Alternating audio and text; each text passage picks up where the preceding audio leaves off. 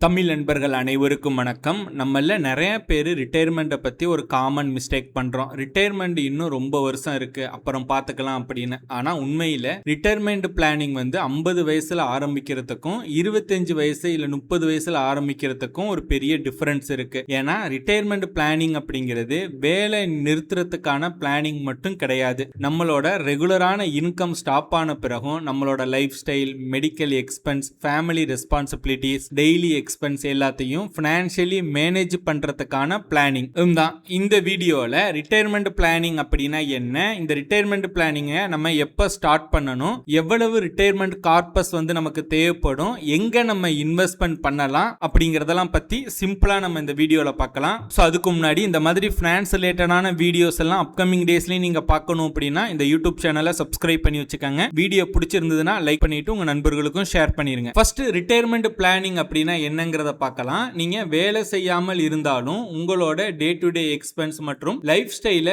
Maintain பண்ண தேவையான மணியை முன்கூட்டியே நம்ம பில்ட் பண்றது தான் ரிட்டையர்மெண்ட் பிளானிங் அப்படின்னு சொல்லுவாங்க. இதை நம்ம ஒரு சின்ன எக்ஸாம்பிளோட பார்க்கலாம். நீங்க இப்ப இந்த மாசம் 50,000 செலவு பண்றீங்க அப்படின்னு வச்சுப்போம். உங்க இந்த மந்த்தை வந்து நீங்க ரன் பண்றதுக்கு, உங்களோட ஃபேமிலியை ரன் பண்றதுக்கு ஒரு 50,000 தேவைப்படுதுன்னு வச்சுப்போம். ரிட்டையர்மெண்ட் ஆன பிறகு இந்த 50,000 போதும் அப்படின்னு நீங்க நினைக்க கூடாது. ஏன்னா இன்ஃபிளேஷன் காரணமா 20 இல்லைன்னா 25 வருஷத்துக்கு அப்புறம் அதே லைஃப் ஸ்டைல, இப்போ உள்ள லைஃப் ஸ்டைல நம்ம 25 வருஷத்துக்கு அப்புறம் நம்ம மெயின்டைன் பண்ணணும் அப்படின்னா மாதத்திற்கு 1.5 lakhsல இருந்து 2 lakhs வரையும் தேவைப்படலாம். அதனால ரிட்டையர்மெண்ட் பிளானிங்ல நம்மளோட ஃபர்ஸ்ட் எனிமி பாத்தீங்க அப்படின்னா இன்ஃபிளேஷன். ஸோ ரிட்டையர்மெண்ட் பிளானிங்கை நம்ம வந்து பிளான் பண்ணும்போது இன்ஃபிளேஷனை விட்டுட்டு நம்ம வந்து பிளான் பண்ணக்கூடாது. இதை பத்தி நம்ம அடுத்தடுத்து டீட்டெயில்டா பார்ப்போம்.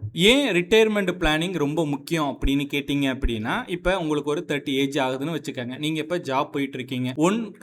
ஒரு கட்டத்துல நீங்க அந்த ஜாப்பை வந்து குவிட் பண்ற மாதிரி இருக்கும். அப்போ உங்களோட இன்கம் வந்து ஸ்டாப் ஆகும். இல்ல இப்ப நீங்க பிசினஸ் பண்ணிட்டு இருக்கீங்க அப்படின்னா ஒரு குறிப்பிட்ட ஏஜுக்கு அப்புறம் அந்த பிசினஸ்ல இருந்து வர இன்கம் வந்து கம்மி ஆகலாம், இல்ல வந்து ஸ்டாப் ஆகலாம். ஓகேங்களா? இந்த மாதிரி நம்மளோட இன்கம் வந்து கம்மி ஆயிருச்சு, நம்மளோட இன்கம் வந்து ஸ்டாப் ஆயிருச்சு அப்படிங்கிறதுனால நம்மளோட எக்ஸ்பென்ஸும் ஸ்டாப் ஆகாது. நம்ம டே டு டே சாப்பிட்றதுக்கு ஃபுட் எக்ஸ்பென்ஸ் இருக்கு, எலக்ட்ரிசிட்டி இருக்கு, டிராவல் இருக்கு, மெடிக்கல், இன்சூரன்ஸ், மெயின்டெனன்ஸ், இந்த மாதிரி நம்மளோட எக்ஸ்பென்ஸ் வந்து கண்டினியூ ஆகிட்டே தான் இருக்கும். ஸோ இதற்காக தான் நம்ம ரிட்டையர்மெண்ட் பிளானிங் அப்படிங்கிறது முன்கூட்டியே நம்ம பிளான் பண்ணணும். ரெண்டாவது, லைஃப் எக்ஸ்பெக்டன்சி இன்க்ரீஸ் ஆகுறது. சப்போஸ் நீங்க 60 ஏஜ்ல வந்து ரிட்டையர் ஆகுறீங்க அப்படின்னு நம்ம வச்சுப்போம். நீங்க 85 இல்ல 90 வயசு வரையும் வாழ்ந்தீங்க அப்படின்னா உங்களுடைய ரிட்டையர்மெண்ட் மணி குறைஞ்சது 25ல இருந்து 30 வருஷம் உங்களுக்கு சப்போர்ட் பண்ணணும். அதனால ரிட்டையர்மெண்ட் கார்பஸும் பாத்தீங்க அப்படின்னா பெருசா இருக்கணும். மூணாவது, ஹெல்த் கேர் காஸ்ட். ஏஜ் அதிகமாக ஹெல்த் கேர் எக்ஸ்பென்ஸும் அதிகரிக்கும். உதாரணத்துக்கு மெடிசன்ஸ்,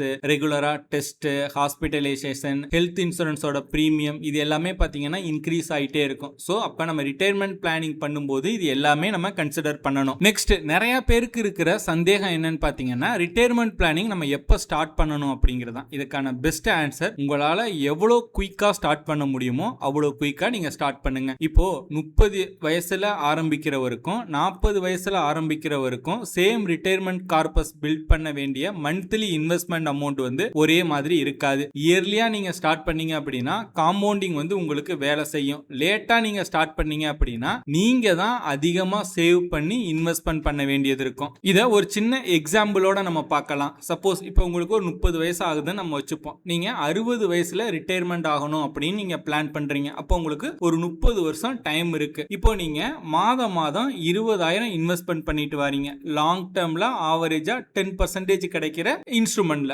ஓகேங்களா? அப்படின்னு பார்த்தோம் அப்படின்னா 30 வருஷம் கழிச்சு ஆல்மோஸ்ட் நீங்க 72 லட்சம் ரூபாய் நீங்க இன்வெஸ்ட்மெண்ட் பண்ணிருப்பீங்க. ஆனா உங்களுக்கு 10% ரிட்டர்ன்ஸ்ல காம்பவுண்டிங் எஃபெக்ட் காரணமா 4.5 crores இருந்து 5 crores வந்து உங்ககிட்ட கார்பஸ் இருக்கும். அதாவது நீங்க இன்வெஸ்ட்மெண்ட் பண்ண அமௌண்ட் 72 லட்சம் தான். ஆனா டைம் பிளஸ் காம்பவுண்டிங் ரெண்டுமே சேர்த்து அதை பல மடங்கு வந்து உயர்த்திருக்கு. இப்ப இன்னொரு நபர் பாத்தீங்க அப்படின்னா ரிட்டையர்மெண்ட் பிளானிங் 45 வயசுல ஸ்டார்ட் பண்றாருன்னு வச்சுப்போம். அவருக்கு 15 வருஷம் தான் டைம் இருக்கு. ஏன்னா அவரும் 60 வயசுல ரிட்டையர்மெண்ட் ஆகணும் அப்படின்னு நினைக்கிறார். அப்போ தொடர்ந்து 15 வருஷம் 20,000 இன்வெஸ்ட்மெண்ட் பண்ணிட்டே வராரு அப்படின்னா 36 லட்சம் ரூபாய் அவர் இன்வெஸ்ட்மெண்ட் பண்ணிருப்பாரு. சேம் அதே இதுல 10% அவருக்கு ஆவரேஜா ரிட்டர்ன் கிடைக்கக்கூடிய இன்ஸ்ட்ருமெண்ட்ல இன்வெஸ்ட்மெண்ட் பண்ணியிருந்தாரு அப்படின்னா டைம் பிளஸ் காம்பவுண்டிங் எஃபெக்ட்னால 1.1 crore இருந்து 1.3 crore அவர்கிட்ட கார்பஸ் இருக்கும். இங்க முக்கியமான டிஃபரன்ஸ் என்னன்னு பாத்தீங்க அப்படின்னா அப்படின்னா 30 வயசுல ஸ்டார்ட் பண்ணா 5 கோடி கார்பஸ் நம்ம கிட்ட இருக்கும். 45 வயசுல ஸ்டார்ட் பண்ணா 1.2 crore தான் கார்பஸ் நம்ம கிட்ட இருக்கும். அதே மந்த்லி இன்வெஸ்ட்மெண்ட் தான், அதே ரிட்டர்ன் அசம்ப்ஷன் தான். ஆனா டிஃபரன்ஸ் என்னன்னு பாத்தீங்க அப்படின்னா டைம் தான். நம்ம எப்போ ஸ்டார்ட் பண்ண போறோம் அப்படிங்கிறது. இப்ப அதனால சேம் 5 crores கார்பஸ அந்த 45 வயசுல அவர் ஸ்டார்ட் பண்றாரு இல்லையா, அவர் பண்றதுக்கு மாதம் 20,000 இல்ல, அதை விட பல மடங்கு, அதாவது 70,000 இருந்து 90,000 இன்வெஸ்ட்மெண்ட் பண்ணாதான் அந்த 5 crore கார்பஸை வந்து அவரால் அடைய முடியும். அப்ப இதுல இருந்து நம்ம என்ன புரிஞ்சுக்க முடியுது அப்படின்னா, டைம் அதிகமா இருந்துச்சு அப்படின்னா காம்பவுண்டிங் வந்து நமக்காக வேலை செய்யும். டைம் கம்மியா இருக்கு அப்படின்னா நம்ம தான் காம்பவுண்டிங்க்கு வந்து அதிக பணம் கொடுக்க வேண்டியது இருக்கும். சோ இப்போ நீங்க இந்த வீடியோ பாக்குறீங்க அப்படின்னா இன்னைக்கே இப்போவே உங்களோட ரிட்டையர்மெண்ட் பிளானிங்கை நீங்க ஸ்டார்ட் பண்ணுங்க. நெக்ஸ்ட், இந்த ரிட்டையர்மெண்ட் கார்பஸை எப்படி நம்ம கால்குலேட் பண்றது, இதுதான் இந்த வீடியோட முக்கியமான பகுதியே. இப்ப சோசியல் மீடியால ரிட்டையர்மெண்ட்டுக்கு 1 கோடி இருந்தா போதும், இல்ல 5 கோடி இருந்தா போதும் அப்படின்னு யாராவது சொன்னாங்க அப்படின்னா அதை பிளைண்ட்லி நீங்க ஃபாலோ பண்ணாதீங்க. ஏன்னா இந்த ரிட்டையர்மெண்ட் கார்பஸ் அப்படிங்கிறது ஒவ்வொருத்தருக்கும் வேறுபடும். இந்த ரிட்டையர்மெண்ட் கார்பஸ் அப்படிங்கிறது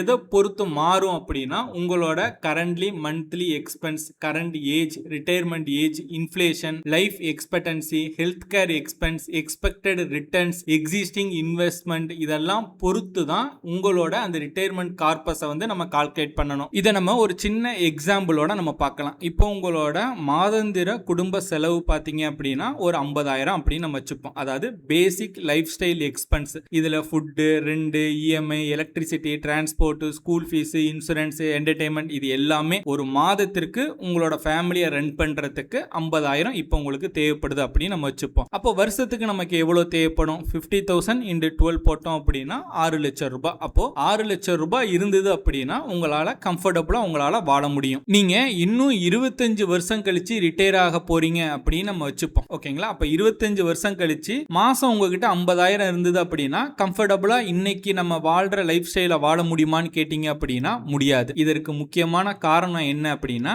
இன்ஃப்ளேஷன். இந்தியாவோட ஆவரேஜ் இன்ஃப்ளேஷன் பாத்தீங்க அப்படின்னா 6 to 7% இருக்கு. நம்ம 6% அப்படின்னு நம்ம எடுத்துப்போம். ஓகேங்களா? இப்ப இதோட அர்த்தம் என்ன அப்படின்னா இன்னைக்கு நீங்க 100 ரூபாய்க்கு வாங்குற பொருள் பாத்தீங்கன்னா 25 வருஷம் கழிச்சு 430 ரூபாயிலிருந்து 450 ரூபாய் ஆகலாம். இதே லாஜிக் தான் உங்களோட மந்த்லி எக்ஸ்பென்ஸுக்கும் அப்ளை ஆகும். அதாவது இந்த இன்ஃப்ளேஷன் காரணமா ஒவ்வொரு வருஷமும் நம்ம வாங்குற பொருள், கன்சியூம் பண்ற பொருள் எல்லாமே 6% வரையும் விலை உயர்றதுக்கு வாய்ப்பு இருக்கு. அப்போ இன்னைக்கு நம்ம 50,000ல கம்ஃபர்டபுளா ஒரு லைஃப் ஸ்டைல் நம்ம வாழ்றோம் இல்ல, இதே லைஃப் ஸ்டைல 25 வருஷம் கழிச்சு நம்ம வாழணும் அப்படின்னா ஆல்மோஸ்ட் மந்த்லி 2 lakhs நமக்கு தேவைப்படும். இந்த 2 lakhs அப்படிங்கிறது லக்ஸரி லைஃப் ஸ்டைல் கிடையாது. இன்னைக்கு உள்ள சேம் லைஃப் ஸ்டைல 25 வருஷம் கழிச்சு மெயின்டைன் பண்றதுக்கே மாசத்துக்கு 2 lakhs தேவைப்படும். அப்போ வருஷத்துக்கு 25ல இருந்து 27 லட்சம் ரூபாய் நமக்கு தேவைப்படும். இதுதான் இன்ஃப்ளேஷன். இதனாலதான் பெரியவங்க சொல்லுவாங்க பணத்தை வீட்டுல மூட்டை கட்டி வைக்காத அப்படின்னு சொல்லிட்டு. பணம் நம்ம வீட்டுல இருக்கு அப்படின்னா நீங்க வந்து பேங்க்ல இருந்து வித்ட்ரா பண்ணி வீட்டுல சும்மா அப்படியே வச்சிருந்தீங்க அப்படின்னா வருஷத்துக்கு வருஷம் அந்த பணத்தோட மதிப்பு கம்மியாகிட்டே தான் போகும். இப்போ இன்னொரு முக்கியமான பாயிண்ட், நீங்க 60 வயசுல ரிட்டையர் ஆகுறீங்க அப்படின்னு நம்ம வச்சுக்கலாம். ஆனா லைஃப் எக்ஸ்பெக்டன்சி இன்க்ரீஸ் ஆகுறதுனால 85ல இருந்து 90 வயசு வரையும் நம்ம வந்து வாழ வாய்ப்பு இருக்கு. ஓகேங்களா? அதாவது ரிட்டையர்மெண்ட் டியூரேஷன் பாத்தீங்கன்னா 25ல இருந்து 30 வருஷம். இந்த முழு காலத்துக்கும் எந்த இன்கமும் இல்லாம இந்த 2 lakhs per month இருக்கு இல்லையா, இதை தான் நம்ம எக்ஸ்பென்ஸா நம்ம மேனேஜ் பண்ணணும். இப்போ இதுவரையும் நம்ம பார்த்த டேட்டா அண்ட் இன்ஃபர்மேஷனை வச்சு இப்போ ரிட்டையர்மெண்ட் கார்பஸை நம்ம கால்குலேட் பண்ணலாம். ரஃபா கால்குலேட் பண்ணுவோம். இப்போ 60 வயசுல நம்ம ரிட்டையர்மெண்ட் ஆக போறோம். 60 வயசுல இருந்து ஒவ்வொரு வருஷமும் நமக்கு 25 லட்சம் ரூபாய் தேவை. அதாவது மந்த்லி 2 lakhs வந்து நமக்கு எக்ஸ்பென்ஸா தேவைப்படுது. அங்கிருந்து நம்ம ஒரு 25ல இருந்து 30 வயசு நம்ம வாழ போறோம் அப்படின்னா 25 lakhs மல்டிப்ளை 25 இயர்ஸ் போட்டோம் அப்படின்னா 6.25 crores வரும். இதுதான் ரிட்டையர்மெண்ட் கார்பஸ். இப்போ உங்களுக்கு தெளிவா புரிஞ்சிருக்கும். இப்போ சோசியல் மீடியா ரீல்ஸ்ல எல்லாம் 1 கோடி ரிட்டையர்மெண்ட் கார்பஸ் இருந்தா போதும் அப்படின்னு சொல்றாங்க இல்லையா. இப்போ அந்த 1 கோடியை நம்ம எடுத்துப்போம். 1 கோடியை 4% வித்ட்ரா ரூல் அப்ளை பண்ணோம் அப்படின்னா 4 lakhs per இயர்க்கு வந்து நமக்கு கிடைக்கும். ஓகேங்களா? 4 lakhs நமக்கு இயர் கிடைக்கும். ஆனா நம்ம 4 lakhs இயர்னா மந்த்லி பாத்தீங்கன்னா 33,000 தான். ஆனா நம்மளோட ஃபியூச்சர் எக்ஸ்பென்ஸ் பாத்தீங்கன்னா மந்த்லியே 2 lakhs. அப்ப எவ்வளவு பெரிய கேப் இருக்குன்னு பாருங்க. சோ அதனால இந்த சோசியல் மீடியா ரீல்ஸ்ல வந்து ரிட்டையர்மெண்ட் கார்பஸ் வந்து இது இருந்தா போதும்னு பிளைண்டா சொல்றாங்க அப்படின்னா நீங்க அதை நம்பாதீங்க.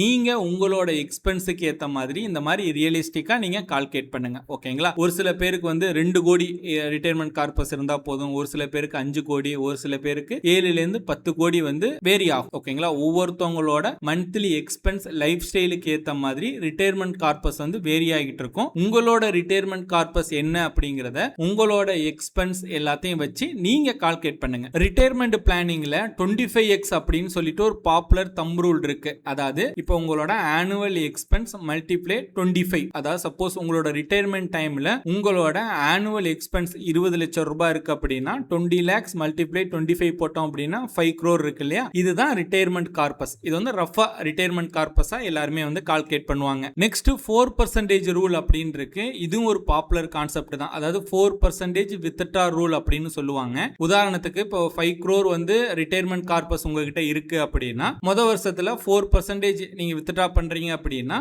20 லட்சம் ரூபாய் பெர் இயருக்கு உங்களால வித்ட்ரா பண்ண முடியும். ரஃப்லி பாத்தீங்கன்னா 1.67 lakhs பெர் மந்த் வந்து உங்களுக்கு கிடைக்கும். அதாவது இந்த ரூல் எதுக்கு அப்படின்னா உங்களோட ரிட்டையர்மெண்ட் கார்பஸ்ல இருந்து மேக்ஸிமம் 4% பெர் இயர் தான் வந்து நீங்க வித்ட்ரா பண்ணணும். ஓகே, இப்போ எனக்கு ரிட்டையர்மெண்ட் கார்பஸ் எவ்வளோன்னு எனக்கு தெரிஞ்சிருச்சு. நெக்ஸ்ட் நான் வந்து இன்வெஸ்ட்மெண்ட் பண்ணணும். எதுல இன்வெஸ்ட்மெண்ட் பண்றது அப்படின்னு கேட்டீங்க அப்படின்னா நமக்கு நிறைய ஆப்பர்ச்சுனிட்டிஸ் இருக்கு. ஈக்விட்டி மியூச்சுவல் ஃபண்ட்ஸ்ல நீங்க இன்வெஸ்ட்மெண்ட் பண்ணலாம், இண்டெக்ஸ் ஃபண்ட்ல இன்வெஸ்ட்மெண்ட் பண்ணலாம், டெப்ட் இன்ஸ்ட்ருமெண்ட் அதாவது டெப்ட் mutual funds, government securities, fixed டெபாசிட்ல பிபிஎஃப், இபிஎஃப் இதெல்லாம் நீங்க இன்வெஸ்ட்மெண்ட் பண்ணலாம், என்பிஎஸ்ல நீங்க இன்வெஸ்ட்மெண்ட் பண்ணலாம், இபிஎஃப், பிபிஎஃப் இந்த மாதிரி நமக்கு நிறைய ஆப்பர்ச்சுனிட்டிஸ் வந்து நமக்கு இருக்கு. இப்போ நான் சொன்னதுல எது நமக்கு கன்வீனியன்டா இருக்கு, எது ரிலேட்டடா நமக்கு ஓரளவு கொஞ்சம் நாலேஜ் இருக்கு அப்படிங்கறத பார்த்துட்டு ஒரு ப்ராப்பர் ஃபினான்ஷியல் அட்வைசர் மூலமா உங்களோட ரிட்டையர்மெண்ட் பிளானிங்கை நீங்க பிளான் பண்ணுங்க. நெக்ஸ்ட் இன்வெஸ்ட்மெண்ட் பண்றதுல ரொம்ப முக்கியமானதுன்னு பாத்தீங்க அப்படின்னா அசெட் அலோகேஷன். இப்போ 30 வயசுல ஒரு இன்வெஸ்டர்ஸ்க்கும் 58 வயசு இன்வெஸ்டர்ஸுக்கும் சேம் போர்ட்ஃபோலியோ இருக்கக்கூடாது. யங் ஏஜ்ல பாத்தீங்க அப்படின்னா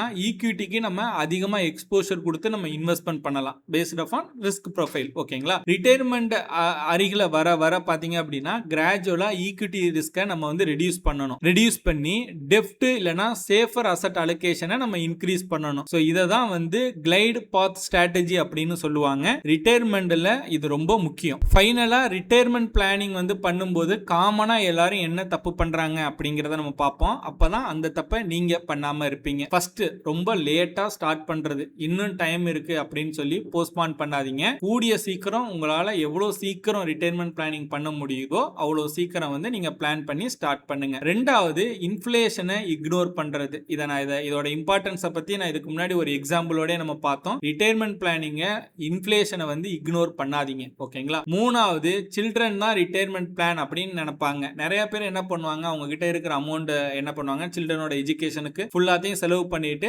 நம்மளோட குழந்தை பெரிய ஆளா வந்துச்சு அப்படின்னா அது நம்மளை பார்த்துக்கும், குழந்தை நம்மளை பார்த்துக்கும் அப்படின்னு நினைச்சு ரிட்டையர்மெண்ட்டை பிளான் பண்ணாம இருப்பாங்க. ஸோ அந்த மாதிரி இருக்காம செல்ஃபா நீங்க பினான்சியலா இண்டிபெண்டா இருக்கணும் அப்படின்னு நீங்க நினைங்க. ஓகேங்களா, நாலாவது மிஸ்டேக் பாத்தீங்கன்னா முழு பணத்தையுமே எஃப்டில வச்சிருக்கிறது. நிறைய பேர் பாத்தீங்கன்னா ரிட்டையர்மெண்ட் பிளானிங் அப்படின்னா பேங்க் எஃப்டில பணம் போடுறது அப்படின்னு தப்பா நினைச்சுக்கிட்டு இருக்காங்க. லாங் டேர்ம்ல இன்ஃப்ளேஷனை பீட் செய்யாம எஃப்டி இருக்கும். ஓகேங்களா, எஃப்டில இப்போ வந்து 3-4% தான் இன்ட்ரெஸ்ட் கிடைக்குது. ஆனா நம்மளோட இன்ஃப்ளேஷன் பாத்தீங்க அப்படின்னா 6-7% இருக்கு. அப்போ நீங்க எஃப்டில பணம் வச்சிருக்கிறதும் ஆல்மோஸ்ட் வீட்ல வச்சிருக்கிறதும் சேம் போல தான். ஓகேங்களா, அதனால எஃப்டி வந்து ஒரு பெட்டர் வந்து ரிட்டையர்மெண்ட் பிளானிங் வந்து கிடையாது. உங்களோட எமர்ஜென்சி ஃபண்டை வேணா நீங்க எஃப்டில வந்து வச்சுக்கோங்க. ஓகேங்களா, அதுக்கு அடுத்து முழு அமௌண்ட்டையுமே ஈக்விட்டில இன்வெஸ்ட்மெண்ட் பண்றது அது ரொம்ப ரொம்ப ரிஸ்க். சோ இதனால அசெட் அலோகேஷன்லயே நான் கிளியரா சொல்லியிருக்கேன். உங்களோட ஏஜ் அதிகமாக ஈக்விட்டி எக்ஸ்போஷர் வந்து நம்ம கம்மி பண்ணணும். ஓகேங்களா, அதனால ப்ராப்பர் அசெட் அலோகேஷன் வந்து பண்ணுங்க. அதுக்கு அடுத்து ஒரு ஹெல்த் இன்சூரன்ஸ் வந்து நீங்க எடுத்துக்கங்க. ரிட்டையர்மெண்ட் கார்பஸ் பில்ட் பண்ணிக்கிட்டே